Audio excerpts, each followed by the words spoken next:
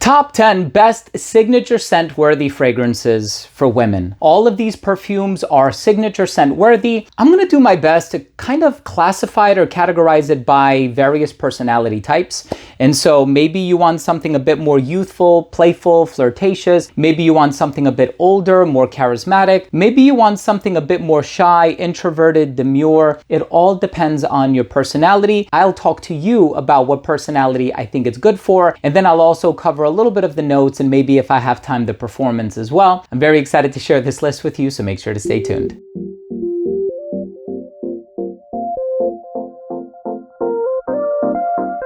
Now, before I begin today's episode and I give you my thoughts on these 10 signature scent worthy fragrances for women, as a matter of fact, a lot of women have made these their signature scents, and I think that is evidenced by the fact that they are incredibly best-selling. And if you walk into a major department store, be it Macy's or Nordstrom or Sephora or Neiman Marcus or Bergdorf or what have you, you'll notice that a lot of these fragrances are selling very, very, very well. One of them is actually a clone. And so there's only one exception here, but I'm recommending it because if we're talking signature scent, we're talking about perfumes that can be worn quite regularly, and maybe you don't want to spend $300 on a niche perfume, especially if you feel as though you're going to be wearing it every day. You're going to run through it very quickly. Nevertheless, I want to start the video off first by saying that if you're a fan of fragrance related content, and of course if you love smelling your best, hit subscribe, hit the bell, and give this video a thumbs up for the YouTube algorithm. It would really mean a lot to me. So let's dive in and let's take a look at these fragrances, 10 signature scent worthy fragrances. All of these are marketed for women, and so this list is custom tailored to the ladies who might be watching the channel, all three of you. So thank you so much for tuning in. The first one that I want to talk about is by, and this is one of my favorites, and my bottle is empty. I've had it for a long time. Miss Dior Eau de Parfum by Christian Dior. So this fragrance is a lot of rose, peony, iris, apricot. It's this beautiful floral expression. So this is something that's a bit more timeless, but versatile. So if you're looking for something where it's like, all right, I don't just want a winter perfume. I don't just want a summer perfume. I don't want something that's the flavor of the week, and then by next year, it's going to be played out. If you're looking for something that's elegant, something that's timeless, something that has lasting power, not just in terms of its reputation and its influence in the industry, but also in terms of its performance on skin, Miss Dior Eau de Parfum by Christian Dior. There's a lot of flankers to it as well, and a lot of them are very good. Blooming Bouquet, absolutely blooming. Rose and Roses, I've purchased so many of them throughout the years. Now, if you're looking for something kind of mysterious, but also sensual, Her Confession by Lattafa. So this is the clone that I was alluding to. So this smells very similar to Blanche Bête by Liquide Imaginaire. So it's effectively a milky tuberose. It's floral, it's sensual, it's feminine, but it also has this lactonic sweetness underneath. So people are gonna smell this on you and they're gonna think to themselves, wow, that's different. I've never smelled that before. And truth be told, it makes sense because this brand went after a very niche perfume brand, right? Like not a lot of people out there wear Blanche Bête by Liquide Imaginaire, not to mention the fact that Blanche Bête is an incredibly expensive fragrance by most people's standards, I would say. And the next one, all right, youthful, right? Youthful, playful, outgoing, flirtatious, right? You're on the dating scene, maybe you're speed dating, blind dating, I don't know. But this is a very youthful, outgoing fragrance. Again, one that doesn't take itself too seriously and one that is not afraid to be expressive. Burberry Her. So this is the original composed by Francis Kirkjohn. Of course, we also have Burberry Her Elixir, which is a little creamier. This one, on the other hand, it has the strawberry, it has the vanilla, it has some other floral notes. And yes, I'm sure you've heard the narrative. A lot of people have compared it to Baccarat Rouge 540 by Maison Francis Kirkjohn. Well, Francis Kirkjohn, it's the same perfumer, right? So this one is a really sweet, strawberry, fruity fragrance, a lot more complex than Baccarat Rouge. The next fragrance is also sweet,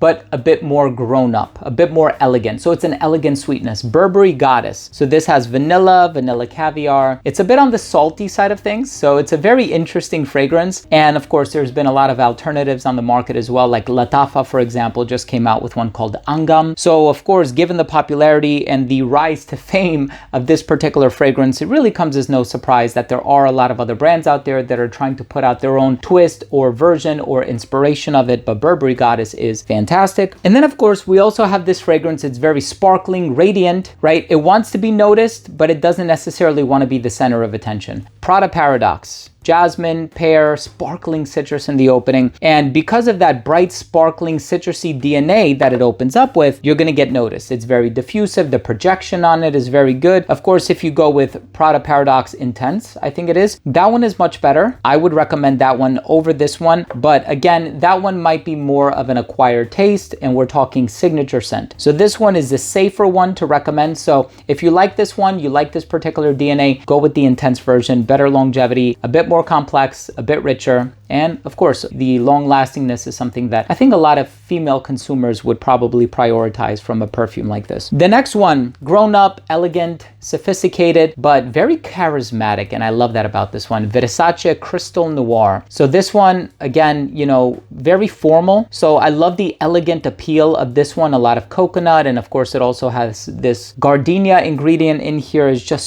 so well put together, so refined and classy, and not something that can be said about a lot of these. You know, I wouldn't call this classy, for example. Prada Paradox can be classy, not the first adjective that comes to mind, but Crystal Noir, forget about it. Very, very classy. Now here's one that's not very classy. It's more casual, it's more laid back, it's more not necessarily playful because it lacks sweetness. This one is Perfect by Marc Jacobs. So again, citrus floral, nothing too complex, very laid back, very easy to wear. More of a signature scent than a lot of these, if I'm being honest with you, but Perfect is a great one. We also have something youthful, charismatic, outgoing, and also fairly confident, I would say. Good Girl by Carolina Herrera. Right? So if you're very timid, if you're a hermit, if you don't go out much, I don't think this would be the ideal choice for you. And I say that because there's cacao, there's vanilla, there's tuberose, it's sweet, there's tonka bean, and it's a pretty noticeable fragrance, right? It's not a skin scent. So it's more of an outgoing, charismatic fragrance, and it's a very confident perfume, and I admire it for that. The fragrance in the number 2 spot. So I don't want to use the word dainty. I really don't. It's the first word that came to mind, but a part of me just really doesn't want to use the word dainty. It's very feminine. It's a very feminine and a very polite fragrance. Gucci Bloom, jasmine and tuberose. Nothing sweet, nothing overly citrusy, nothing ambery, nothing heavy, nothing resinous, nothing sappy, nothing balsamic. It's just nice floral bouquet, beautiful. And the perfume in the number 1 spot, this is a signature scent if I've ever smelled one. This perfume has a lot of orange blossom, some aromatic notes, a touch of vanilla. It's classy, it's feminine, it's outgoing, it's confident, and it's assertive without being dictatorial.